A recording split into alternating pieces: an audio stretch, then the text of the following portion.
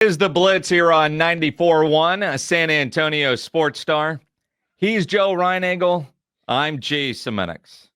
Let's talk to a man who knows all about being strung along during contract negotiations. The great RJ Ochoa from bloggingtheboys.com joining us on the Buyers Barricades guest line. RJ, I'm going to assume you're not surprised with what has happened since Sunday involving the Cowboys and their head coach. It's great to be with you all. Happy New Year. I can't decide if you guys are hot or cold because you have jackets on, but you've rolled the sleeves up. It's an oxymoron, but that's something for you to deal with, not me. This is really sad and pathetic. I mean, and that's saying something for the Dallas Cowboys. I mean, this is the most Tinkerbellification, I need applause or I will die, scream out for attention, love, admiration, any kind of click you can give the Dallas Cowboys. They are proving that is the bottom line for them and nothing else. Well, look, I'm with you there in a lot of ways, but here's the thing. I've got to believe that Mike McCarthy and Jerry Jones have come to some sort of an agreement. And the reason I say that, RJ, even Jerry Jones knows what a PR disaster it would be if come January 14th and Mike McCarthy's gone and he didn't allow him the opportunity to go talk to the Chicago Bears or anybody else. Yeah, well, it's funny you say PR disaster in January 14th because if you're unaware, that's the 1-year anniversary of last season's playoff. We're all aware because we follow you on Twitter.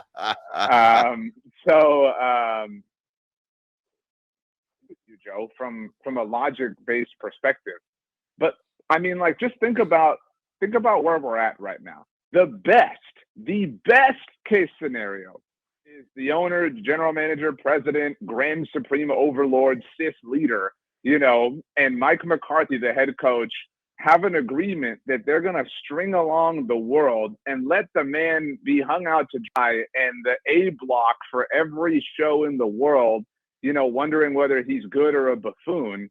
And they're all in cahoots on this. Like that's the best case scenario here. I mean, what a sad reality for not just a professional football team, but a corporation, a company, people with an objective to accomplish a goal. If Mike McCarthy is on board with that, that would surprise me. Although I could see, since the hay is in the barn and we all got redneck education and learned what that means, his decision was already made. Now, I will say this, though.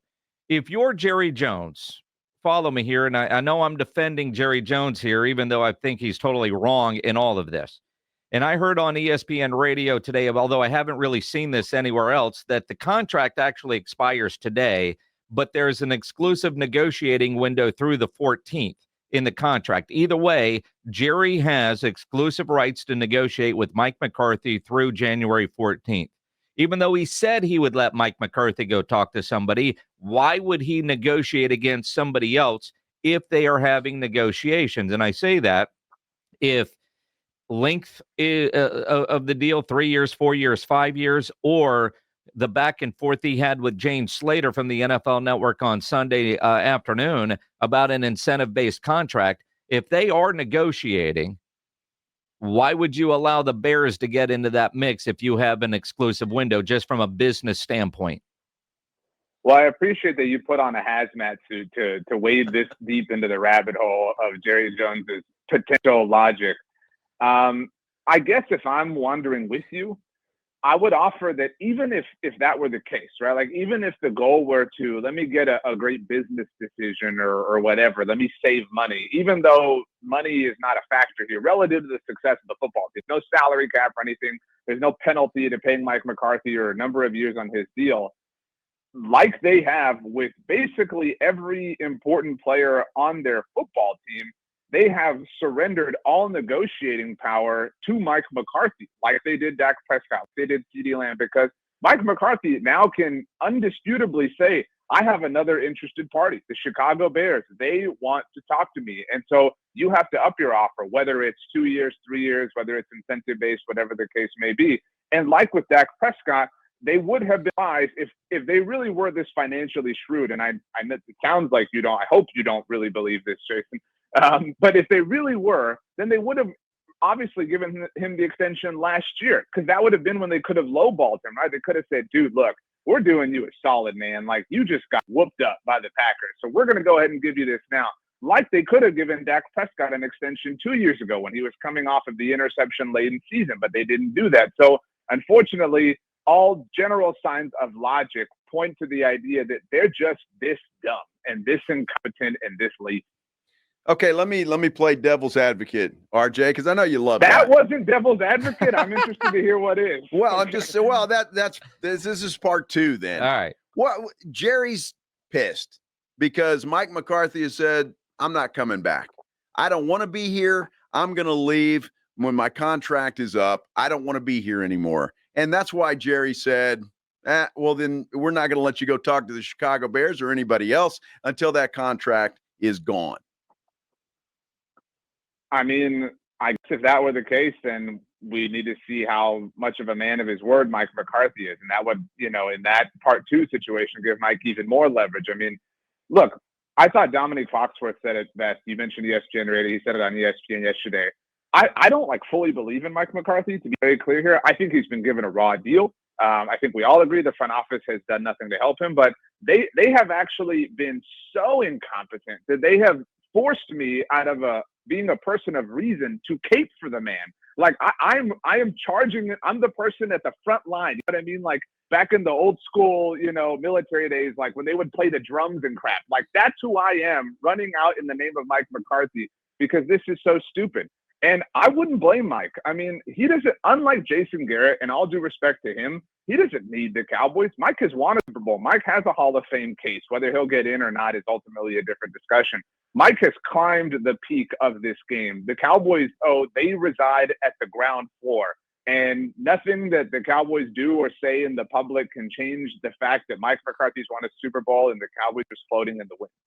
RJ Ochoa, bloggingtheboys.com, joining us here on the Blitz. All the discussion is centered around Mike McCarthy and his future.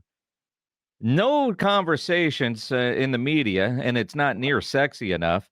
But what about Zimmer? What about Fossil? Because what about the weight room guys, the strength staff? From what I understand, everybody, their contract is expiring soon, but nobody's requested to talk to Mike Zimmer that we've heard about, or Fossil, or any of these other guys. Yeah, I do think that that's an interesting point. Now, you mentioned Jane. She had a great line about Zimmer that he is doing some soul searching. So I think it is still a little, out of the barn on whether or not he just wants to coach, period, whether that's for the Cowboys or anything else. Obviously, he'd been out of the game for a little while before returning this past season. And I think that that's an important piece of context here because, look, I'm not going to pretend or assume to know anything about Mike Zimmer and his personal life, but if he really is contemplating, is this worth it or not? And then you open your work email or your work Twitter account or whatever, and it's filled with all this stupid narrative stuff. You're like, man, these are some childish, petty games that I don't have time for. Like, if I'm going to do this, I want to do it in a real adult way. And I think that examining the familial aspects of all of this is really important. These are people's lives. I understand that the Cowboys have a bottom line that is attention seeking and driving magnitude around their name because they're not playing this weekend, not even in their own building. If that game's still going to go on Friday, the one that Texas fraudulently got into. Wow. But that being said, I mean, imagine being John Fossil's wife or his children or his, brother-in-law or whoever. I mean, you know what I mean? Like, this is really cruel. I do find it interesting that nobody has requested Fossil. He has garnered head coach interviews in the past. I'm interested in the fact that Al Harris hasn't gotten an interview, given that he's obviously been a hot name. But some of that might be on the secondary level that new staffs have yet to obviously be finalized with teams looking just for head coaches right now. Now RJ, while you were answering that, Clarence Hill Jr., with All City Dallas now, just tweeted out, Cowboys assistant coaches are officially free agents. Those that want to continue to work can and be paid as at-will employees. All coaches out of the office until Monday. I mean, look, I'm not pedantic enough to sit here and say that in not doing work on the 2025 season between now and Monday, the Cowboys are losing ground, right, to pick who you want, the Bengals or the Falcons.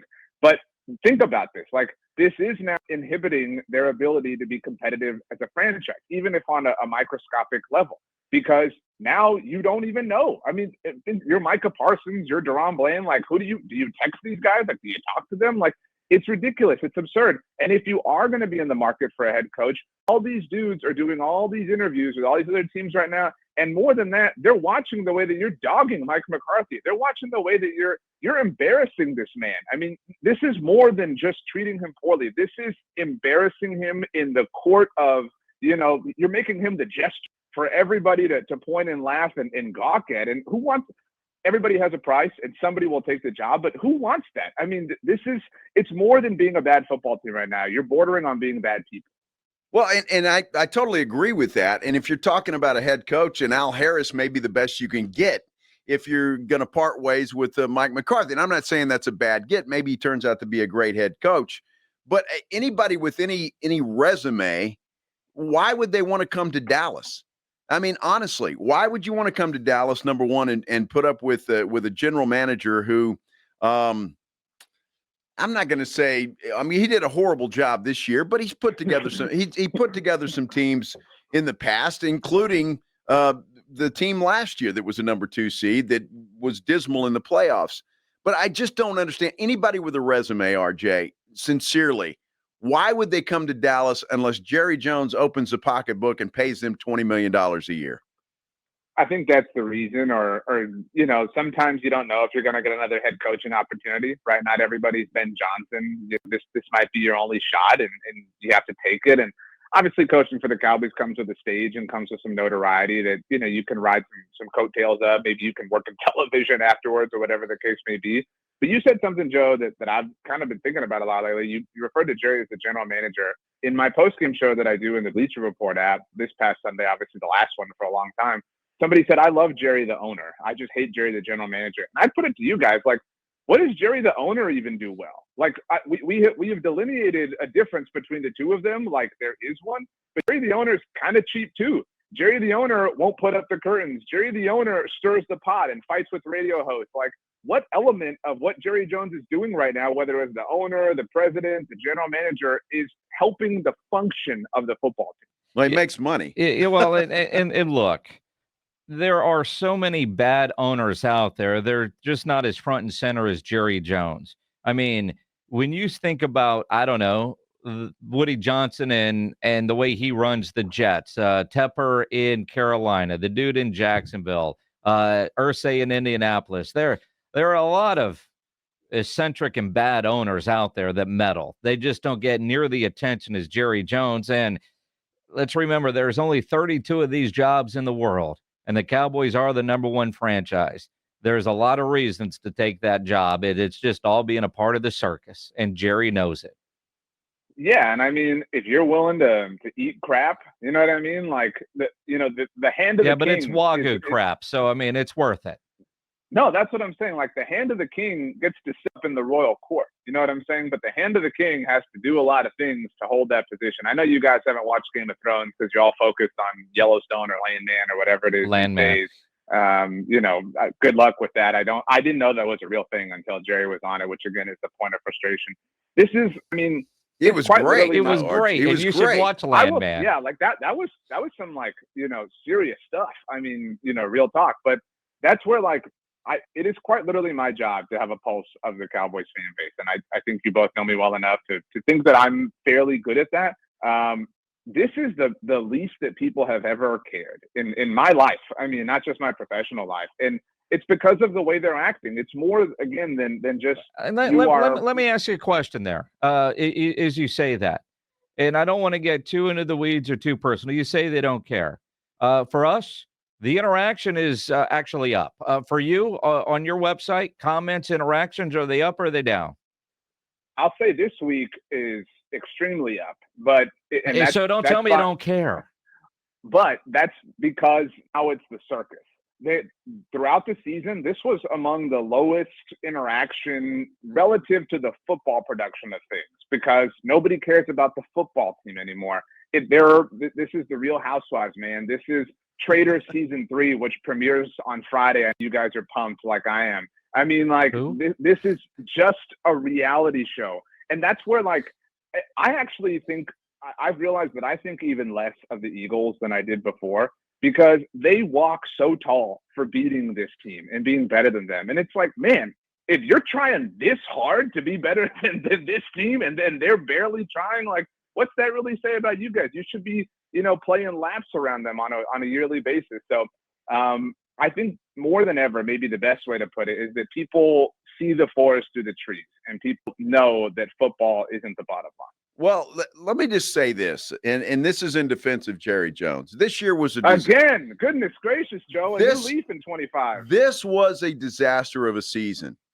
Last year, RJ, it's very hard to argue that Jerry Jones didn't put a quality football team on the field. And this team came in with everything, and everything played out perfectly for the Dallas Cowboys.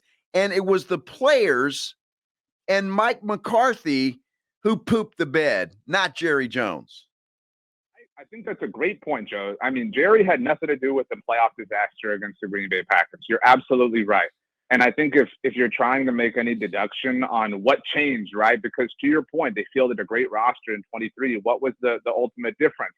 I think the difference was they tried a little bit in 23, right? They traded for Brandon Cooks. They traded for Stephon Gilmore, and they got the same result. And I think it's fair to deduce that they probably said, man, you know what? We had to get up at like 6 a.m., like 12 times this year, and we got the same result. So let's just sleep in till 8, and we're going to get the same result anyway. You know what I mean? And I think that somewhat, to some degree, explains the indifference of attitude relative to the 24th season, is that they know, shout out to my good friend Mike White on Twitter, not the quarterback, as he put it, to shout out a different owner, to your point, Jason. The Cowboys could go 0-17 for a decade and sell more crap than the Tennessee Titans and their frugal ownership. And they know that. They know that they can be a disaster and disorganized and petty and whatever, and that they are still the number one show in town. Unless, of course, the Titans are actually selling Houston Oiler gear. Then their sales actually go up. Easy. RJ, and this is such an RJ Ochoa kind of tweet. I'm a little upset that you didn't make this, that Nick Harris, now with the Fort Worth Star-Telegram, did. Beyonce has scheduled a big announcement for January 14th. Nick Harris, obviously, that's when the window ends, says no coincidence. Beyonce is going to be the next head coach of the Dallas Cowboys. I really saw that, and I thought that had to be yours, and it's Nick Harris, not RJ Ochoa. Well, I have a guess at what the announcement could be, which may not be shocking, and I can tie it back to Mike McCarthy if you'd like. Of course. Beyonce, if you recall, was the halftime performer a couple of weeks ago in a game where Pledge's Texans dropped a literal deuce on the scoreboard. Well, that's all they had. She was also the halftime performer at the Super Bowl 12 years ago.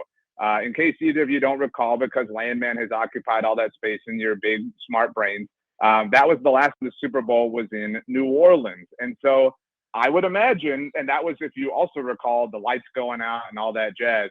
I think this is a Super Bowl announcement. I think Beyonce is going to throw her hat in the ring and say she's coming back. The lights won't go out this time. And who knows, maybe Mike McCarthy will get up there with the other crew of Destiny's Child and be the fourth member for a rendition of Single Ladies. I mean, anything is possible. If Jerry's going to lowball him, he's got to do what he can to supplement his income, and that would be a good way to do it. I do think there's a possibility there. What's your favorite Beyonce song, Joe? Cowboy Cooper. What's RJ Ochoa from bloggingtheboys.com. Follow him on Twitter at RJ Ochoa. It was targeting. ASU was robbed. I'm embarrassed that anybody can support such a fraudulent team of cheaters. Go Buckeyes. Hook 'em. Hook 'em. Depends on who I'm betting on, RJ. It's all I care about. Like I told you, Arizona State would cover. Texas would win. And look, I did win money on Arizona State. I'll tell you that. You know, targeting, sure. You've watched the Arizona State kicker all year. You didn't have any confidence that he would make that. And 2, 4th and 13, make a stop. Don't let the guy get behind you. I agree with you. I would also say, if we're throwing out advice, Sark, dude, chill out. If your guy's going to go at the game-winning field goal, just shut the hell up and don't even get anywhere. Don't get 30 feet within that kicker. That was the dumbest thing I've ever seen a coach do. And I've watched the Dallas Cowboys for my entire life. That's a mic drop from RJ Ochoa. Have a great week, my friend. We'll talk to you soon. See ya. Love y'all.